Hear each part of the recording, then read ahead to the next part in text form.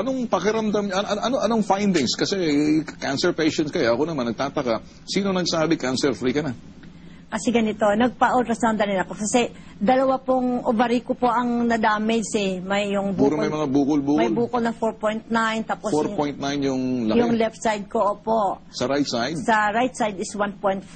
Okay. Ngayon yung sa bukol ko na yun sa left side ko, nung November pa lang, natanggal na. Kumbaga sa ano sabihin natanggal? Tinanggal? Natanggal? Hindi po. Every 1 month kasi, nagpa-ultrasound ako. Okay. Anong patingin nga ako ng papel na ultrasound. Ito po. Ito yung mga ultrasounds. Okay. Ito yung October na ultrasound ko. First ultrasound ko po yon. October 4 to 2008. Okay. Opo. Nagsasabi rito yung sinasabi mong laki ng ng bukol-bukol. Oh, sige, 4.9 by 3.7. Fluid filled gas mass. Left ovary. Okay, 1.5 by 1.1. Ano naman tong so Tapos nung May, November 10. November 10 to. Ito na rin ang ininom ko. So yung 20%. October 4 to November 10, anong nangyari? Lumiit po yung bukol ko, yung 4.9 ko nagiging 3.6 na lang po. So measuring from 4.9 by 3.7 to 3.6 by 2.0. Po. Remainder is unchanged. Okay. Tapos Yung nung sa kaliwa, okay, sige, okay. Anong November sunod? 24 na po, Okay. nag-inom naman ako nitong 20% na po. So November 24 na to, okay, nangyari, from 3.6 by 2 point, naging 2.6, 1.3. Opo. Remainder is unchanged. Okay, sige. And anong... Nung December, tuloy pa rin po yung pag-inom ko nito. Saan ho kayo nagpa-check nito? Dito po sa Annalyn Maternity Clinic po. Ultrasound examination. Okay, anong sinod? Yung December ko po, dito wala na po yung bukol ko sa left December side. 9, 2008, left no longer appreciated. Previously filled with mass fluid. Uterus is unchanged. O patingin, anong sunod? Tapos yung January 14, tuloy pa rin po yung pag-inom ko nito. Okay. Nagiging 0.7 na lang yung 1.5 ko dati. O yung ito yung sa kaliwa mo, sa kanan? Hindi, sa endometrium. Oo. Naging 0.7 na lang po 0.7 siya. na lang, 0.7, okay. Pero sa left side ko po, wala na po. Okay, so ano naman to? Anong, every, ka ba, month lang papacheck? Every month po. Halos 2 times There is no significant change, so follow up also, okay. Tapos dito po, sa last ko po So, nitong... February, ang pinakahuli, gusto ko Ito makita, po, pinakahuli. 421 po. Dito po, sa last ko dito. Is, Conclusion, fatty liver, normal gallbladder, pancreas, spleen, kidney, urinary, bladder, ultrasonically, thickened, okay. No adenoxal mass demonstrated. Wala na. wala na po. Ultrasound sa Iloilo Mission Hospital. Opo. Ano sinabi ng doktor mo? Patingin, anong huli naman yan? Ito na yung pinakahuli po. Patingin ako ng pinakahuli niyo. Ito po, ito. Ito ang pinakahuli. Ito Kasi ang pinakahuli. ito, March na to, mas mauna ito. Ako, misis, maging diretso sa'yo. Huwag kang magagalit sa. Hindi kayo, baka dinoktor mo lang to? Ay, hindi po, Dok. Oh, hindi, Bakit hindi naman ako ako doktor, magbabayad? Magbabayad dito para magpa-doktor. Hindi Baka kapamilya mo yung may clinic na yan. Ay, hindi po, Dok. Kahit tanungin Hindi mo. ako, Dok. Si Ben Dok, Tulfo ako. sorry po. Okay, kaya ako tinatanong sa yan. Unang-una, ako'y nagtataka lang.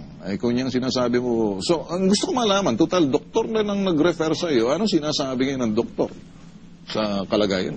Sinong doktor yung sinabi mo? Yung nag-refer po sa akin. Oo. Si Dr. Bustos po, kasi isang dentist po. Dentist? Oo, may sakit po siya. Kaya lang siya nag-refer sa akin kasi Okay. gusto niya akong pagalingin. Okay. Gumaling din yung doktor. Gumaling din siya. Gumaling din yung doktor. Kaya siya nag-refer sa akin dahil gumaling siya, para gagaling din po ako. Okay, pero yung doktor mo na talagang tumitingin sa iyo, Ang sabi niya sa akin, gumaling na ako, gumaling na ako sa herbal. kaya nga, gumaling ka. Ang ibig niya sabihin, magic? Hindi po. Okay, kasi unang-una magtataka siya, bukol yan. Bakit sabi niya, siya ba nagsabi, malignant? Opo, Stage 2? siya po nagsabi sa akin na malignant po.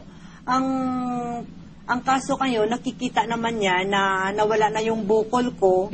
So naniwala siya doon na... Sinong doktor to? Si Dr. Dr. Roslyn. Saan yun? Garcia. Sa Capitol po. Saan yan? Saan? Capitol. Capitol, Iloilo? Hospital. Dito sa Manila? Okay. Baka magalit sa atin, ginagamit mong pangalan nun. Ay, hindi ho. Kasi, Nakapirma naman siya. nakaano naman siya dito sa ano ko Saan talagang... doktor? Patingin nga ako. Anong nakapirma? Hindi, ibig sabihin, yun ang finding kasi ng ultrasound. Mga findings ng ultrasound. May kopya ba ng doktor niya? So, hindi ba siya natanong, bakit? Ano bang ginagawa mo? Kasi importante, sa akin kasi, hindi, okay lang, ano? Mrs., sandali lang. Ang sa akin, tanong ko, bilang doktor, at ikay pasyente niya, wala ba siyang reseta sa iyo or gin-advise sa iyo, magpakimo ka o anumang bagay na yun? Ano bang sinabi niya sa'yo? Ay, alam ba naman, nag-magic ka nawala na yan. Wala na po siyang binigay sa akin gamot, maliban po sa folic acid na vitamins. Folic acid lang? Opo, wala Baka po. sinabi ng doktor, folic acid gumaling, hindi sa herbal. Hindi po, kasi ang folic Vitamins. acid is 10 days lang po, vitamins lang po yun eh. Anong sinabi niyo na makita niya na okay ka na? Ang sinabi niya sa akin, di gumaling na ako, siguro Ganun lang? dahil sa herbal po. Kasi okay, wala naman sinabi po na. akong iniinom na iba, maliban po dito sa herbal ni Kare. So, ano bang papagaling sa akin kundi itong herbal na iniinom ko kasi wala naman akong iniinom na iba eh. Okay. Ito lang talaga. Wala akong iniinom na iba kahit ano eh. Kaya maganda nga po at kompleto siya ng medical record. So every 15 days po, nagpapacheck up. Ang sabi ko nga sa kanya, hindi ako magsasabi na ang herbal natin ay mahusay sapagkat yung mga mismong pasyente, napakarami pa po, Mr. Bitag, na darating sa inyong tanggapan. Sapagkat kung masasabi natin na libo na po ang natutulungan ng reherbal, kaya lang ang sinasabi ng mga misteryo, ng mga kaibigan nating mga nasa medisina, mga doktor, placebo effect daw. At milagro, himala. Kako mainam at marami ng ganon. Pero sa atin naman po, hindi man ako gumagamit na hokus-pokus na, ayan.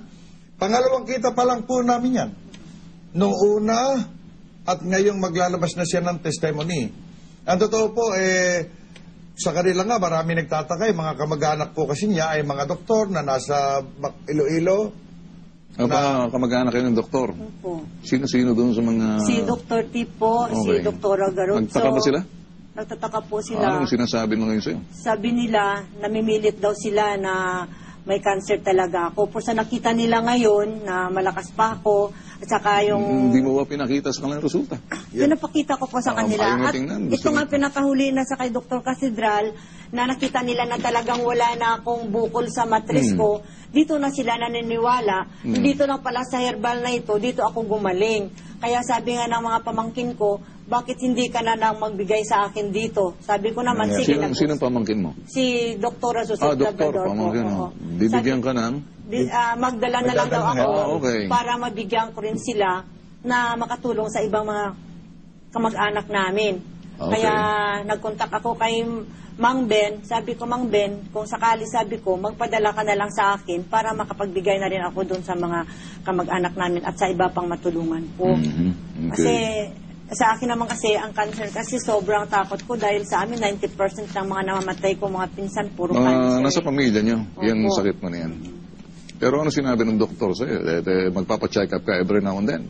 Papatingin ka lagi, baka pwedeng bumalik. Ang sabi po sa akin naman ng isang doktor ko, kasi marami pa akong doktor na sabi naman ni Doktora Garotso yung ibigay ni na isa na pinagtitingnan ko.